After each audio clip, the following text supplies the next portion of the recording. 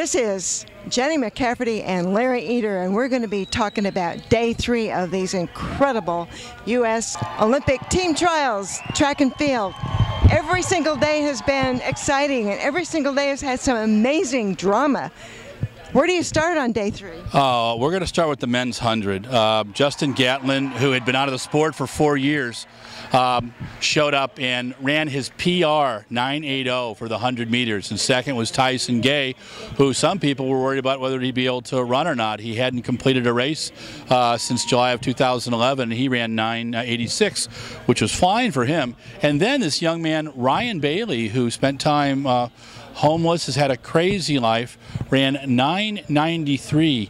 This kid is 6'3" and 180 pounds. He looks like a center, you know. He doesn't look like a sprinter. No, he does not look like a sprinter, but a great kid, very enthusiastic, and he ran a great race. On the women's 100, this is where the drama gets interesting. Carmelita, of course, just jammed it, 10.92. Then Tianna Madison, who was the 2005 world champion in the long jump, she's a sprinter now, 10.96. Then in third place, Allyson, Felix, and Jenna Batarmo at 11.7, but so close they called it a dead heat. It's been the big controversy for the week. Right now, the choices are coin toss, one of them give up the position, or a match race. I prefer what they did in, a couple of the comedy movies, but where they'd have a walk-off or something, but that's not going to happen. In the women's discus, Stephanie Brown-Trafton, who was the 2008 Olympic champion, she fell twice in the qualifying. It was pretty rainy, and they do the spin. But she won with a throw of 213 feet, 7 inches. So she's going to London. Aretha Thurmond's on the team, and Suzy Powell-Roos. This would have been Suzy's 4th Olympic team, but she didn't have the A standard, which has been kind of the story of several of the athletes here, too. But Aretha Thurmond, this is she's been to multiple Olympics herself, so she's a veteran. Oh, no, Aretha's great. She's a wonderful thrower. It'll be fun to see her go.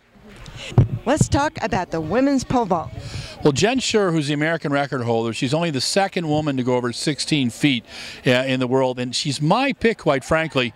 It's going to be a battle between her and Isenbayeva for the gold medal in London. She's had some Achilles problems, so she took it easy. She took 2 jumps and won the Olympic trials. Then you've got Lacy Janson, who is in there, and then Becky Holliday is the big surprise in 2nd place. So we've got a fun team going to London with some young women vaulters that actually I think could really do something, but Jenn Suhr is my medal pick. Well, I think Becky Holliday's a fun story because she's been jumping for, what, 12 years or something, and this is her very first Olympic team, and she kind of came out of nowhere. No, she's tough. Suhr is just literally the queen of the American vault. The big thing is to keep her healthy. The 400, both were exciting. Wow. Let's start with the men. Okay, the men, LaShawn Merritt had a ban in 2010, 2011 for a male enhancement product, but the gentleman, he's come back in the last year and he is blazing. He took the silver medal at the World Outdoors from Karani James, and quite frankly, he's in shape and he's ready to roll. And here he ran the world's fastest time, 44:12. Oh no, 2nd place was Tony McQuay. Right. He just got picked up by Adidas, and then Byshon Nellum in 3rd. The person who wasn't on the squad was Jeremy Warner. Now, Jeremy had some good races and some bad. He is not looking like his old self. They've got a baby coming. He's got married in the last year. Let's hope to see Jeremy back next year running well. Well, Byshon Nellum is himself an incredible story. Yes. Just a couple of years ago, he was running for USC, and he was shot in the legs, and he recovered enough to be on the Olympic team. What kind of a story is that? It was out actually on Halloween, and he was hit by 2 bullets, and they were not aimed for him. He hobbled himself into safety, and he said he just took it one day at a time, but started running well this spring, and my gosh, what he's doing now is pretty amazing. And Sanya Richards-Ross is still at the top. You know, she had some problems with her health a few years back, but before the trials, she had run the world's fastest time at 400 meters. She broke that here, winning in 49:29. She's got the fastest time in the world. I think it's going to be pretty hard for anyone to come near her in London.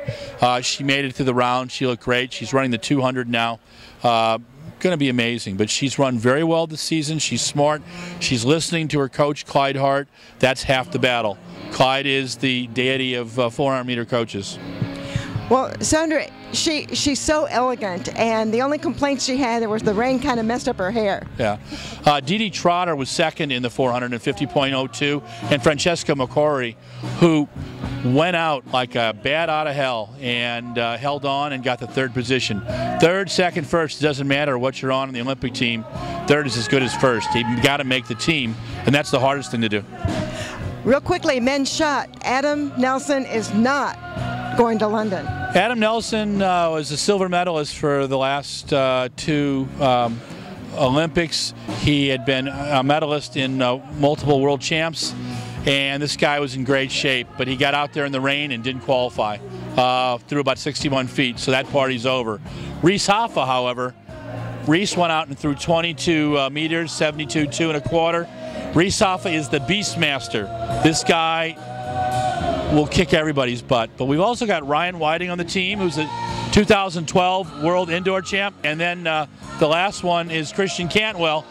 Christian's a big guy, too. He had shoulder surgery on his non-throwing shoulder, but he's doing well. He's not happy with himself right now, but that's okay. We like to get Christian not happy with himself, because then he throws about 22.5. That's when he gets better. Yes, yeah. He likes to get angry a little bit. One last thing, and I think we saved that most dramatic one for last, and that's the long jump. Wow. Marquise Goodwin, with one jump to go, had gone from first to second. Will Claye had moved into first. It had changed over the last 4 jumps. They were pretty impressive. In the last jump, Marquise Goodwin put it all together. The crowd went nuts, and he won the Olympic trials. That was one of the most exciting things of the entire trials. Well, what was exciting about it is all three of them knew they were going, but not in which order. And Goodwin just said, this is how we're going. Track and field athletes are competitive. They don't give an inch. They don't want anybody to give an inch. At the end of the day, they'll shake each other's hands, give each other a hug, but during the battle, that's what it's all about. Well, that's it for day 3. Stay tuned. We'll talk to you a little bit later about day 4.